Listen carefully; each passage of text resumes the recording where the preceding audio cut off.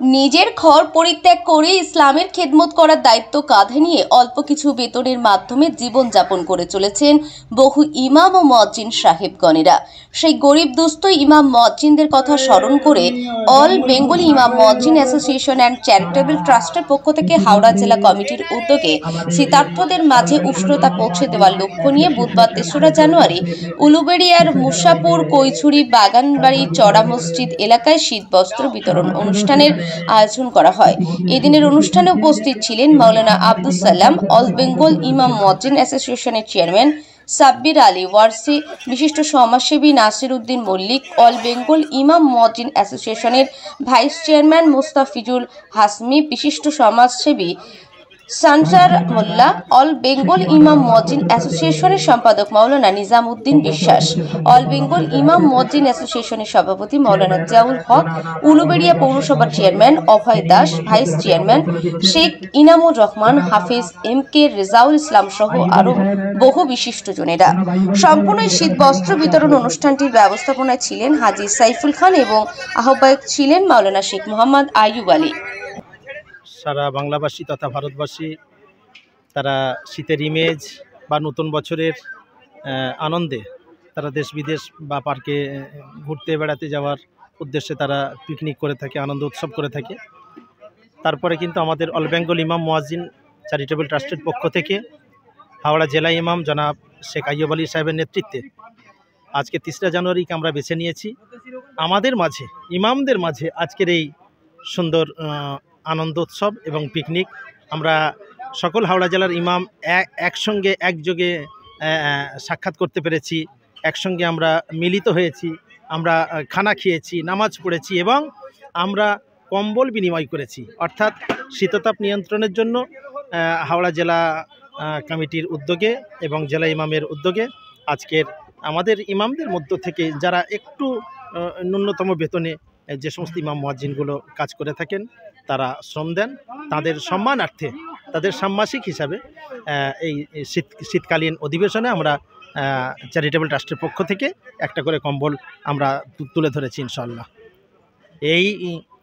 এই আজকের এই প্রোগ্রাম আগামী দিনের জন্য আমাদের আরও ভাবিয়ে তুলবে এবং বৃহৎ আকারে ধারণ করবে এবং এটা কন্টিনিউ প্রতি বছর জারি থাকবে ইনশাআল্লাহ। আশা করি সবার আমরা সুপরামর্শ এবং সকলের সহযোগিতাও কামনা করছি দেশ এবং জাতির কাছে। আমার নাম হাফেজ এম.কে. রেজাউল ইসলাম।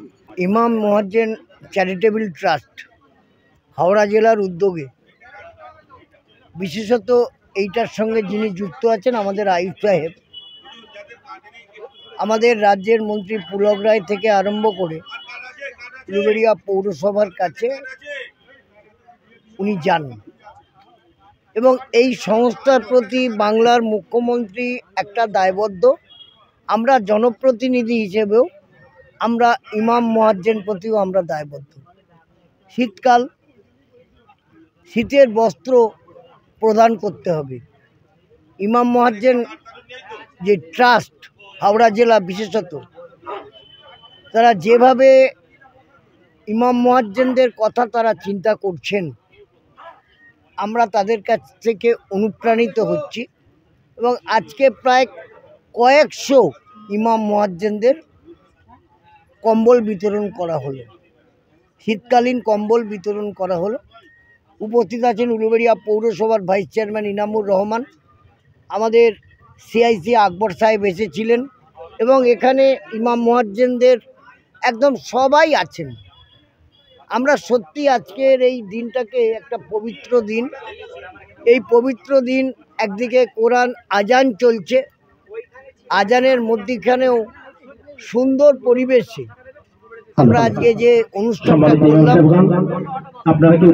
এই অনুষ্ঠানটা প্রত্যেক বছর যাতে হয় তার জন্য আমরা উদ্যোগী হব এবং ইমাম মুয়াজ্জিনদের প্রতি বাংলার মুখ্যমন্ত্রী মমতা বন্দ্যোপাধ্যায় যেভাবে সাহায্য সহযোগিতার হাত বাড়িয়ে দিয়েছেন, আমরা ইমাম মুয়াজ্জিনদের পক্ষ থেকে বাংলার মুখ্যমন্ত্রী মমতা বন্দ্যোপাধ্যায়ের কাছে কৃতজ্ঞ। আগামী 2024 লোকসভা নির্বাচনের প্রাক্কালে ভারতবর্ষের আকাশে একটা দুর্যোগের আবহাওয়া তৈরি করার একটা চেষ্টা, সেই চেষ্টাকে আমাদের রুখতে হবে।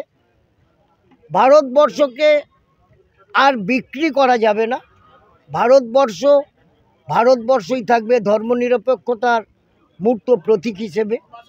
সাম্প্রদায়িক সম্প্রীতির ঊর্ধ্বে ওঠে আমরা আগামী দিন নতুন ভারতবর্ষ যিনি পথ দেখাবেন তিনি বাংলার মুখ্যমন্ত্রী মমতা বন্দ্যোপাধ্যায়।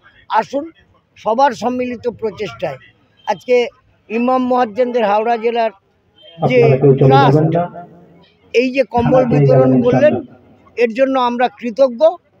আমরা ইমাম মুয়াজ্জিনদের পাশে রাজ্যের মুখ্যমন্ত্রী আছে, ইমাম মুয়াজ্জিনদের প্রতি রাজ্যের মন্ত্রী পুলক রায় আছে, ইমাম মুয়াজ্জিনদের প্রতি আমাদের সাংসদ সাজদা আহমেদ আছে, আমাদের বিধায়ক বিদেশ বসু আছে, আর উলুবেড়িয়া পৌরসভা সর্বদা জাগ্রত প্রহরীর মতো ইমাম মুয়াজ্জিনদের পাশে থেকে তাদের সাথে থেকে তাদের দুঃখ দুর্দশায় যে কোনো প্রয়োজনে আমরা এই সংস্থার প্রতি থাকার দায়বদ্ধতা নিয়ে আমরা চাই এই ইমাম মুয়াজ্জিনদের এই ট্রাস্ট হাওড়া জেলায় ক্রমান্বয়ে উন্নত থেকে উন্নততর হোক। যে কোনো প্রয়োজনে আমরা এই সংস্থার প্রতি আমরা ছিলাম, আমরা আছি, আমরা ভবিষ্যতেও থাকব। অল ইমাম মুয়াজ্জিন অ্যাসোসিয়েশনের যে ট্রাস্টের আজকে যে অনুষ্ঠান আমাদের আয়ুব সাহেবের নেতৃত্বে, একটা সুন্দর পরিবেশ। ঘটনা হচ্ছে ইমাম মুয়াজ্জিন মানে আমরা ভাবতাম তারা অক্তিয়ারের নামাজ আজান দেবে, অক্তিয়ারের নামাজ পড়াবেন, তাদের সংসার, তাদের আনন্দ উল্লাস, তাদের জীবনযাপন বলে কোনো কিছু ছিল না।